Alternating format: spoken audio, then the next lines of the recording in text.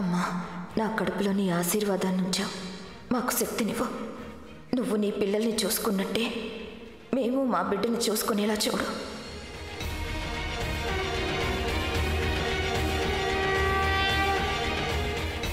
అమ్మా, ఇక్కడ ఏం నాటకం జరుగుతుందో మాకు అర్థం కావడం లేదు. కానీ ఒక్క మాట మాత్రం ఖచ్చితంగా చెప్పగలం, మా మనసు సావిత్రి వైపు మొగ్గుతోంది.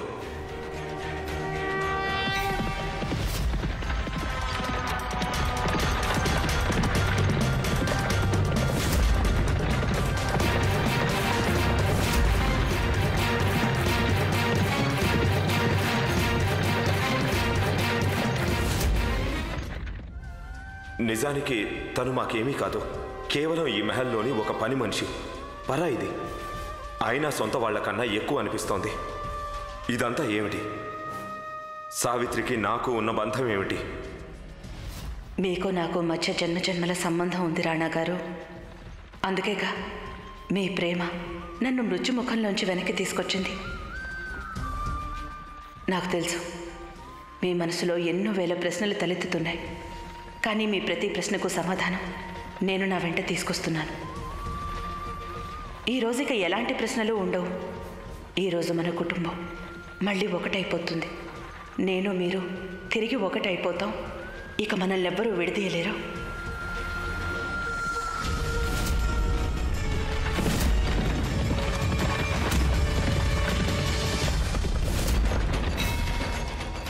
అమ్మా దుర్గమ్మ, సముద్రంలో ఉన్నప్పుడు ఏ భయమూ లేదు.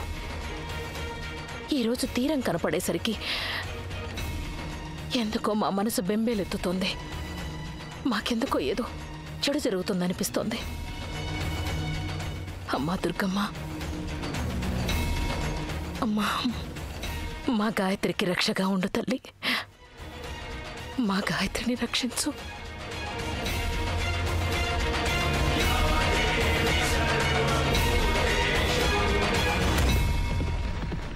మీరెంతవరకు చేసిన తపస్సు ఈరోజు పూర్తవబోతుంది రాణి గాయత్రి. ఆ దుర్గమ్మను నేను కోరేది ఒక్కటే, ఏది ఎలా జరిగినా అంతా శుభమే జరగాలి.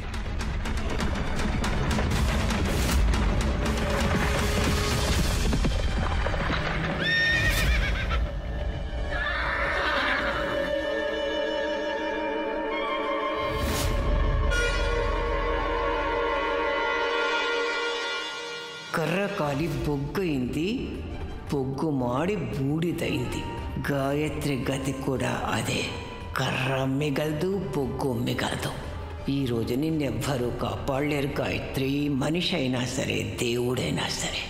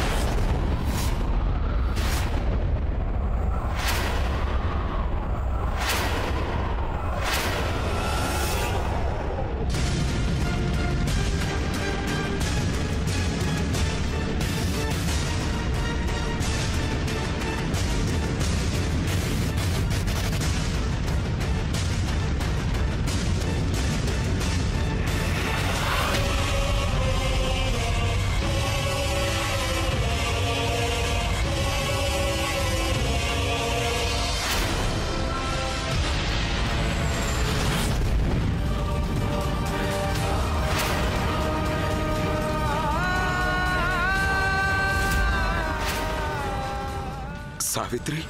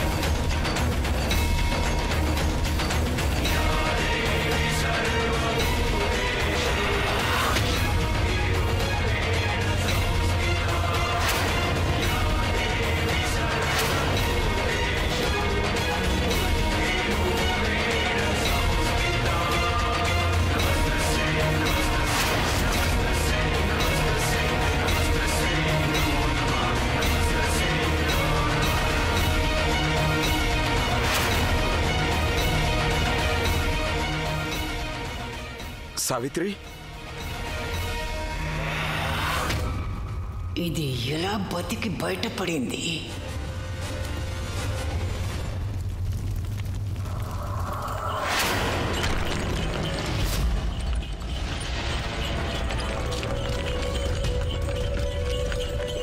ఆపాపు, బండాపు.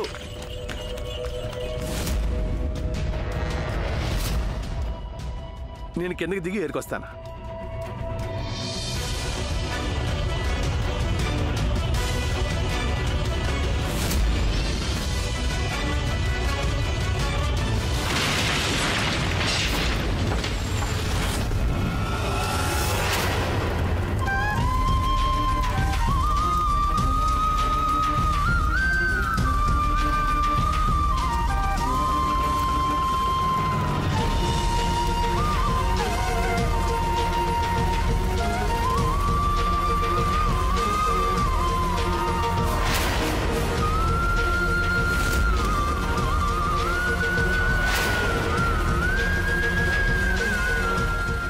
నీకేం కాలేదుగా, కానీ నిన్ను చంపాలని ఎవరు ప్రయత్నించుంటారు? రాజా సాహెబ్, జర నువ్వు లోపలికి నడు. నేను నీకే కాదు, ఇంట్లో అందరికీ ఒక నిజం చెప్పాలి.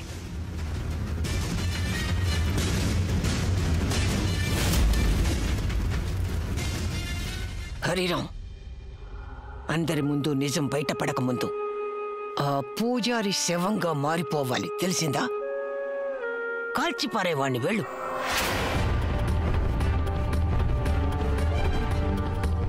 సావిత్రి సంగతేంటో మేం తేలుస్తాం. అది నిజం చెప్పడానికి ముందే తన నిజమేంటో మేం బయట పెట్టేస్తాం. రాజా సాహెబ్, ఈరోజుడ ఇంతమంది ఉన్నారు కదా, అందరికందరు అబద్ధాలు చెప్తారు. ఈ రోజు దాకా నీకు అసలు నిజాలేందో ఎవరు చెప్పనీయలే. ఏ రోజు? ఆ రోజు, ఏ రోజైతే కొండ మీద నీకు గుండు తగిలిందో. సావిత్రి, నువ్వు మళ్ళీ తిప్పి తిప్పి అదే కథని చెప్తున్నావు. ఏంటి నువ్వు వాగుతున్నది? రాణా గారు, మీరు ఈ పనిపిల్ల మాటల్ని వినాల్సిన అవసరం మీకేమాత్రం లేదు.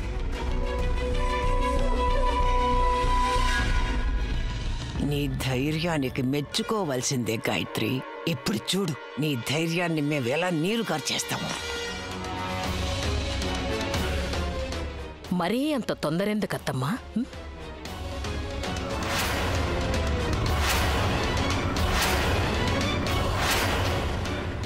ఇందులో నీళ్లు తక్కువగానే ఉన్నాయి, కానీ మీ పడవని మాత్రం పూర్తిగా ముంచెయ్యడానికి ఇవి సరిపోతాయి.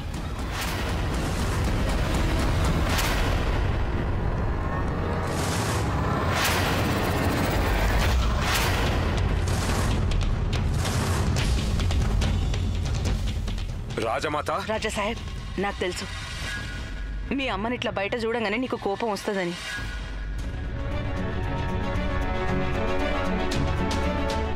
కానీ నాకు ఒక మాట చెప్పనీకే అవకాశం ఇవ్వాలి నువ్వు. మీరు తను చెప్పేదేది వినకండి రాణా గారు, ఇది మిమ్మల్ని మోసం చేస్తుంది.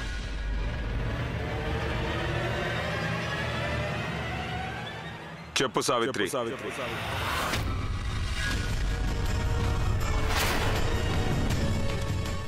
రాజా సాహెబ్, నేను చిన్నగా ఉన్నప్పుడు మా ఇంట్లో కొలిమిలకెళ్ళి నేను ఒక బొగ్గు తీసుకున్నా.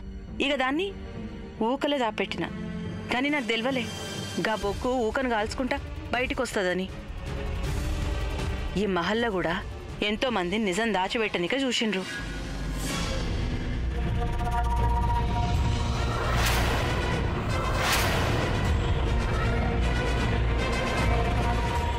ఇక ఇప్పుడు అర్థమవుతుంది వీళ్ళ ప్రయత్నం కూడా ఊక లాంటిదేనని.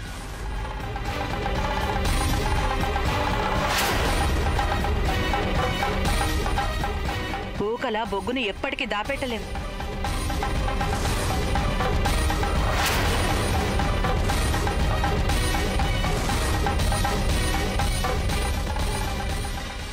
ఏదో ఒకనాడది బయటకు వస్తుంది, అన్నింటినీ కాల్చేస్తుంది.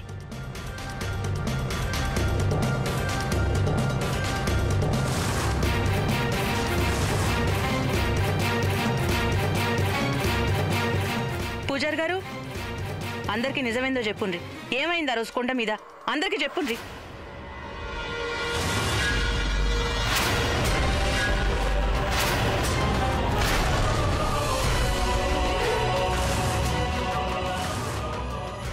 ఈ పనికి మాలిన హరిరామ్ ఎక్కడ చచ్చుంటాడు?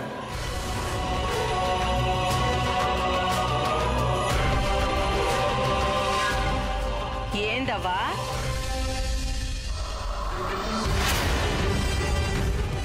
ఏమైంది? ఎవరైనా కానొస్తలేరా?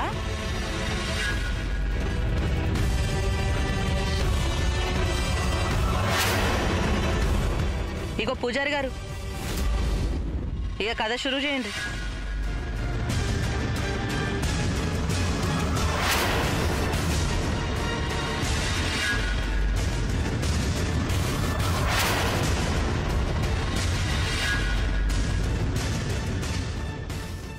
ప్రభు, ఆ రోజు కొండ మీద మీరు రాణి గాయత్రి ఇంకా రాణి రాజేశ్వరి కాకుండా ఇంకో మనిషి కూడా ఉన్నారు.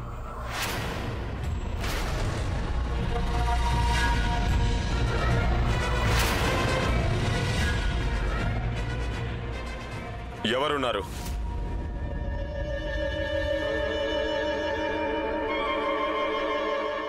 ఎవరున్నారో చెప్పండి మాకు. పెద్దరాణి అమ్మ.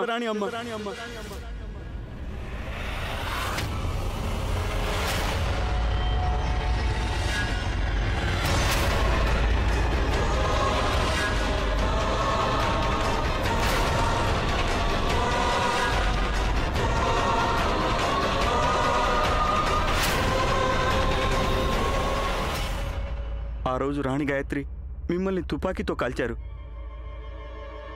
కానీ అందులో తూటాలు మార్చింది పెద్దరాణి అమ్మ.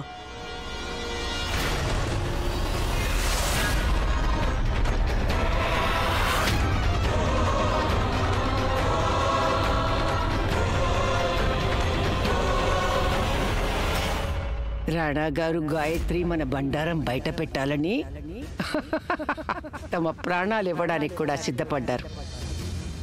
మనవడి కోరిక తీర్చడం నాన్నమ్మ బాధ్యత అంటారు కదా. రాణాగారు మరణించాలనుకున్నారు, మేము వారిని చంపేశాం. మేము తుపాకీలో నకిలీవి తీసేసి అసలైన గుళ్ళు పెట్టాం. పెద్దరాణి అమ్మే రాణి గాయత్రి గారిని వెనక నుండి దాడి చేశారు కూడా. పెద్దరాణి అమ్మ, రాణి రాజేశ్వరి ఇద్దరు ఒకటే. మీతో పాటుగా రాణి గాయత్రి గారిని చంపేందుకు కుట్ర పన్నారు ప్రభు.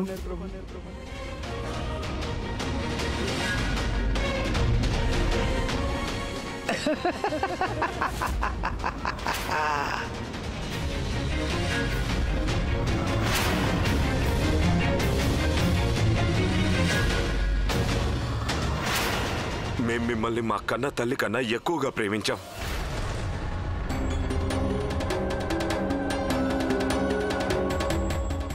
కానీ మీరు విషాన్ని అమృతం అనుకున్నారు. మీరు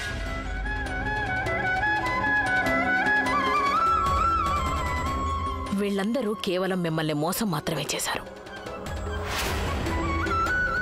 వీళ్ళందరూ కేవలం భార్యాభర్తలను వేరు చెయ్యలేదు, ఒక తల్లిని తన బిడ్డ నుంచి దూరం చేశారు.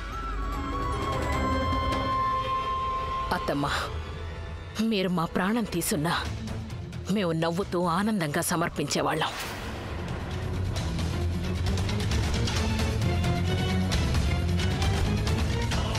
మీరు మా నుండి మా బిడ్డని లాగేసుకున్నారు.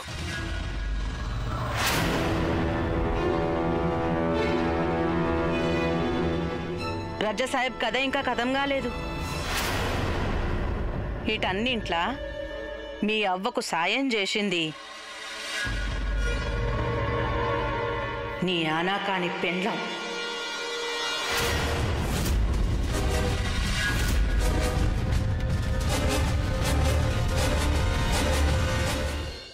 ఈ ఇద్దరు కలిసి మహల్లా సుఖశాంతులకు నిప్పు పెట్టిండ్రు. ప్రపంచం అంతా అంటది అసలు కన్నా కొసరిష్టము అని. అంటే కొడుకు కన్నా మనవని మీద ఎక్కువ ప్రేమ ఉంటుందని.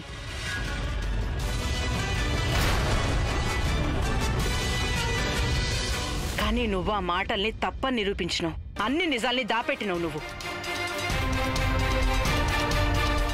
నీ మనవడే నీకు పగోడయ్యుండు కదవా? ఇదంతా అబద్ధం రాణా గారు, అంతా అబద్ధం, శుద్ధ అబద్ధం.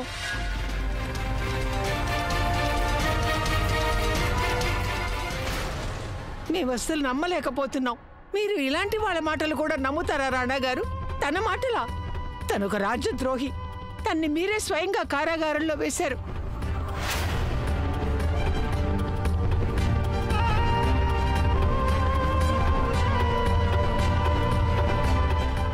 లేక ఈ మామూలు పూజారి మాటలు నమ్ముతున్నారా? ఇతన్ని మనం లోగడ చూసిందే లేదు. అతను చెప్తున్నదంతా ఒక కట్టు కథ.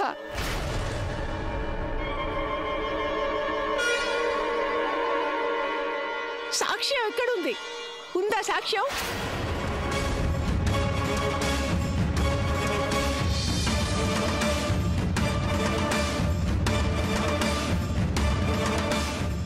చూడండి, సాక్ష్యం కూడా లేదు రాణా గారు.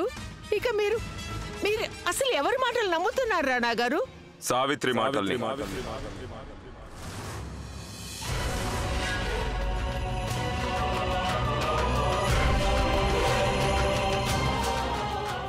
మాకు సావిత్రి మాటల మీద నమ్మకం ఉంది.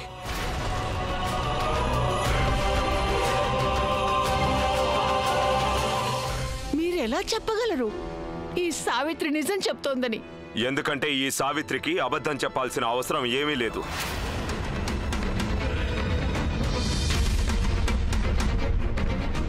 అబద్ధం చెప్పడం వల్ల సావిత్రికి ఎలాంటి లాభం ఉండదు. తనకి ఈ మహల్తో గాని మాతో గాని ఎటువంటి సంబంధం లేదు. ఇదే అన్నిటికన్నా పెద్ద నిజం రాణా గారు.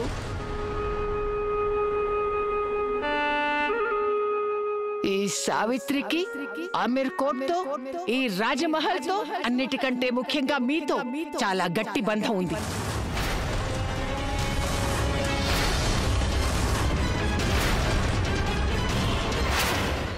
మన ముందున్న ఈ జాబిల్లి అమావాస్య చీకటిని కప్పుకొని నిల్చుంది.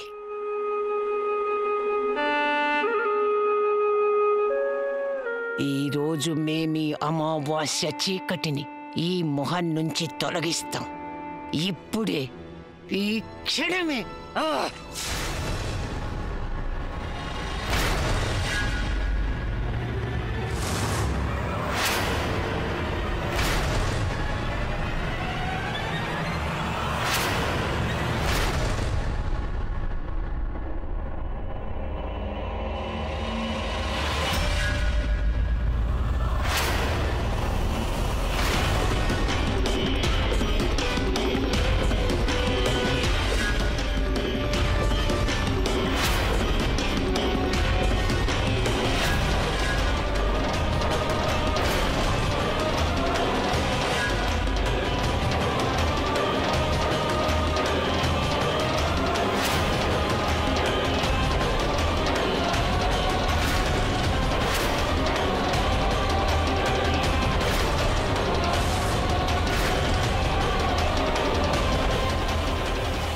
గాయత్రి బతికే ఉందా?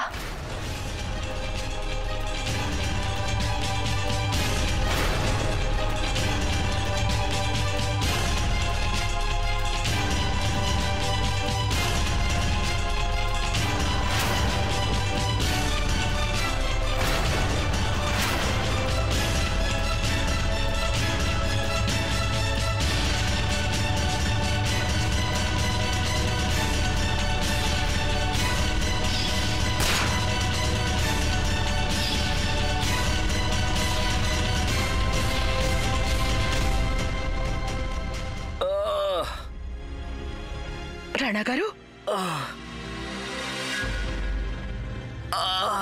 రాణా గారు, రాణా గారు, వదలండి మమ్మల్ని, మాకు దూరంగా ఉండండి. రాణా గారు, రాణా గారు, రాణా గారు, రాణా గారు, దూరంగా ఉండండి మాకు.